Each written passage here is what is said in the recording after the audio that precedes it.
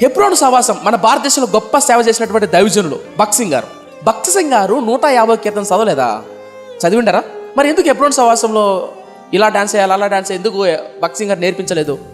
ఇలా కేకలు వేయాలి, ఇలా విజిల్ చేయాలి దేవుని కొరకు అని ఎందుకు భక్త్ సింగ్ గారు నేర్పించలేదు?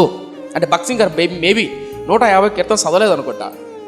దైవజనులు యేసన్న గారు కూడా సంఘాల్లో డాన్స్ లేడు నేర్పారా? లేదే. తమిళనాడు ప్రాంతంలో సేవ చేసినటువంటి దైవజనులు లెమన్స్ ఇవాంజలికల్ ఫెలోషిప్ అని తమిళనాడు ప్రాంతంలో, ఆ దైవజనుడు కూడా సంఘాల్లో ఇలాంటి బోధించలేదే, నేర్పించలేదే. బిలిగ్రామ్ గారు పెద్ద పెద్ద క్రూసేడ్లు పెట్టారు, ఆ క్రూసేడ్లు ఇలాంటి నేర్పించలేదే, ఇలాంటి బోధించలేదే. మరి కొత్తగా ఎక్కడి నుంచి వచ్చాయి ఈ బోధలు? అంతెందుకు, తమిళనాడు ప్రాంతంలో సేవ చేస్తున్నటువంటి జైపాల్ గారు కూడా పరిచయం చేస్తున్నప్పుడు ప్రారంభ దినాల్లో ఆయన సంఘంలో ఎప్పుడే కానీ ఇలా స్టెప్పులు వేయాలి, ఇలా స్టెప్పులు ఏమో నేర్పించారా? ఆయన నేర్పించలేదే. మరి ఎందుకు నేటి దినాలు ఇలా జరుగుతున్నాయి? ఎవరసులను ఆకర్షించడానికి. మీరు ట్యాబ్లెట్ తీసుకున్నప్పుడు ట్యాబ్లెట్ వెనక మ్యానుఫ్యాక్చరింగ్ డేటు, ఎక్స్పైరీ డేట్ 2 ఉంటాయి. ఎక్స్పైరీ డేట్ అయిన తర్వాత తీసుకుంటారా? తీసుకోరు. దాని కాల పరిమితి ఎంత అని ఉంటుంది. అంత మాత్రమే కాదు సుమా, కొన్నిసార్లు డాక్టర్లు ఏం చేస్తారంటే, బాబు ఈ ట్యాబ్లెట్లో సగం వేసుకో అంటాడు.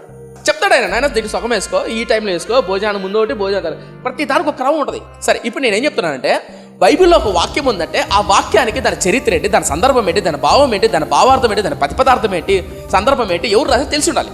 అవునా? ఇప్పుడు మనం దావీదు నాట్యం గురించి ధ్యానం చేద్దాం, ఓకేనా?